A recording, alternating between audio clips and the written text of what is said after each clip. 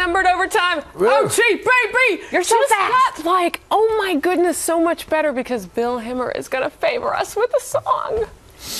Well, I was thinking about doing an old number for the old days. 5, 6, 7, 8. And I thought better of it. No, you're not going to sing some Whitney Houston? I promised the people. I don't believe we were singing before. Oh, no, you were singing. Children of the We were reciting words. Let them lead the way. Just give us a little. Show Very them all the good. beauty they possess inside. Here it comes. We're good. I sing in one spot. We're- We teed you up. Ladies. Exactly right. We teed you up. We're the Hemmerettes here. Teeing you up, buddy. We're good. Do you Me know and what Jill. the producer said in our ear? What? He can't sing. We're not on 7-second delay. Ooh, you're not going to take that, are you? Ba-dum-bam.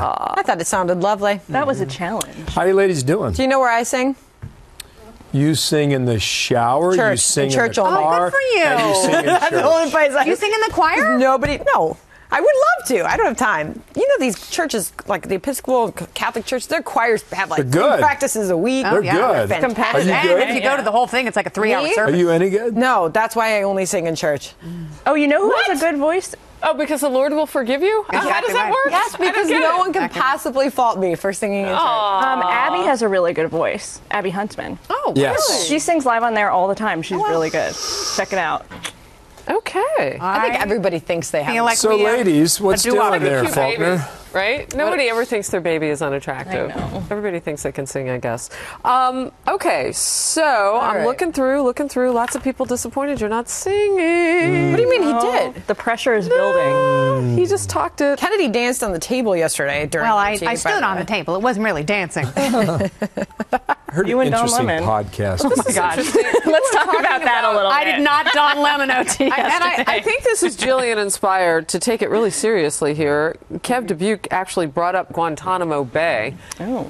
So the worst of the worst are still in there. They're leaving, and what's going to happen? I don't know where they're going to send them, but I think there's Couple you know, to Saudi Arabia. couple to Saudi.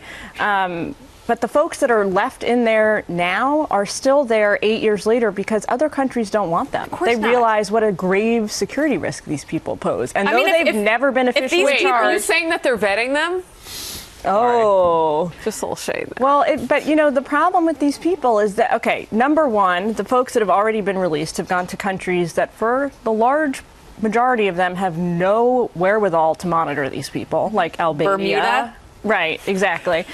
Bermuda then took the- a couple You Uyghurs. guys are They both did. stuck in the, They did. in the upper part of the alphabet. You know, so I remember John Bolton saying, like, I don't know, maybe this was even like 2 years ago. He said, for when you release these people, you might as well give them a one-way ticket back to the caliphate and wish them luck, because that's where they're going to end up. It's that's where because they're once ending they get to these countries, they're let loose, right? These people are not getting transferred to prison. Well, they're not going gonna to watch them. They're getting transferred out into the general public. I would rather So transfer them when to they, prison when they Great go idea. to a sit on them in a supermax. Of course, than me too. Have them rot at Guantanamo and but- spend the millions of dollars every year. You mean per put them in prisoner.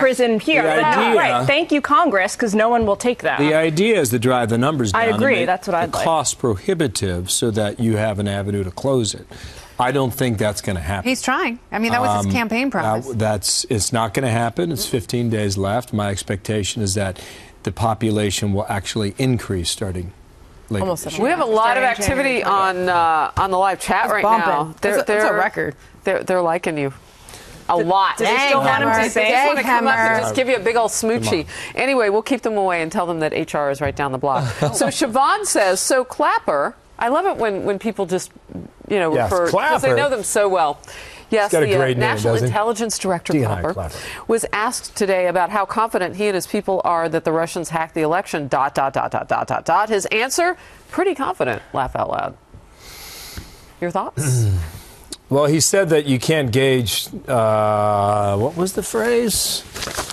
Intent? Voter intent. He didn't say voter intent, but it was. Oh, right, It yeah. was. Well, to, this is just it was about to whether that. that Yeah, was you the Russians. can't measure. Did not change any vote tallies. Nobody gauged choices that the voters. Yeah, but you also Yeah, can't but this measure is the about impact that it whether has. or not So the how are we Russians actually conclusively did saying it changed the outcome of the election? But that's not what the question was here. The question was much more baseline than that. Those 17 agencies who said the Russians did it. And he said pretty confident.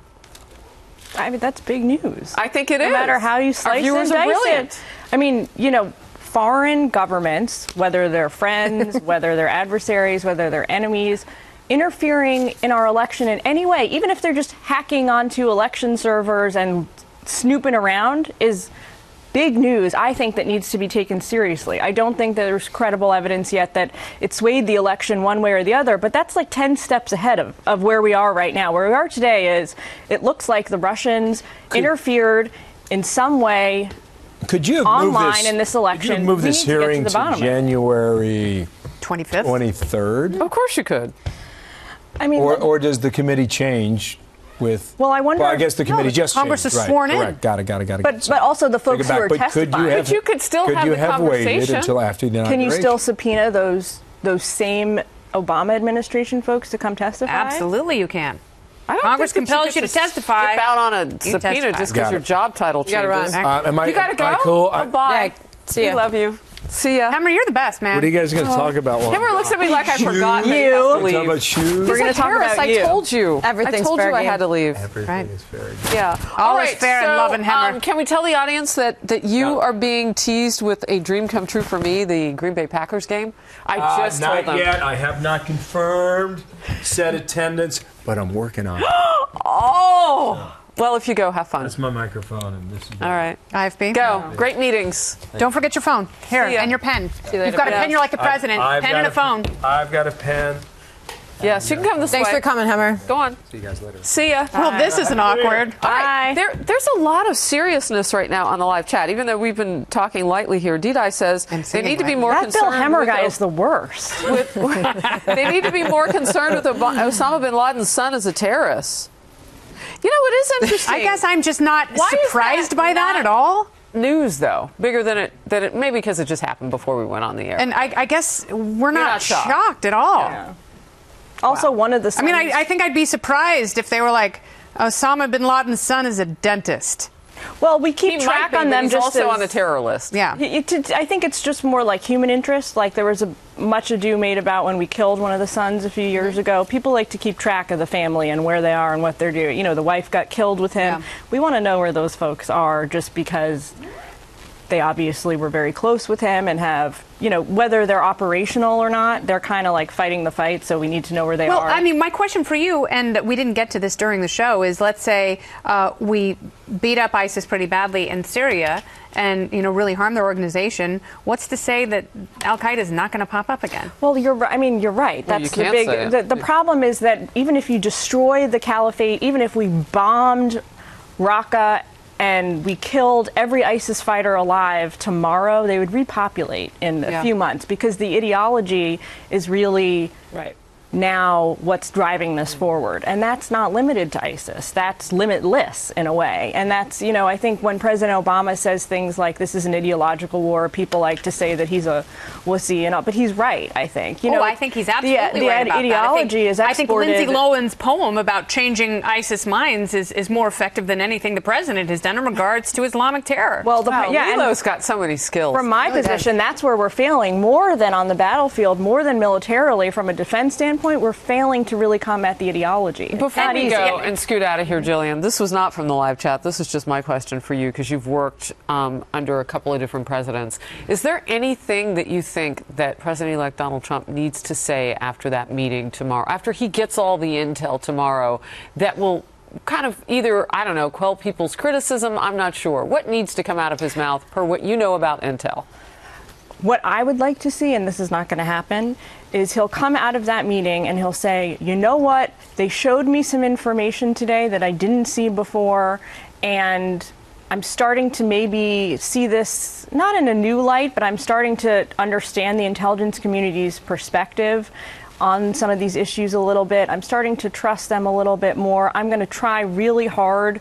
I know this relationship is completely derailed in the last few weeks, but coming in as the new president, I'm going to work with these folks. They have my trust and my respect. And I think if he reiterated that, forget politics, that would just be good for America's national interest. It would make us look good around the world. It's not going to happen. And, I actually wouldn't be surprised if he said that. It seems as though he had a meeting with Kanye West. You know, he reaches out to people in the most unusual way. So we had so many people on our live chat and Facebook that people were angry because the streams were crashing. I know, I saw that. Right? But we want to tell everybody that that is always tomorrow. See ya.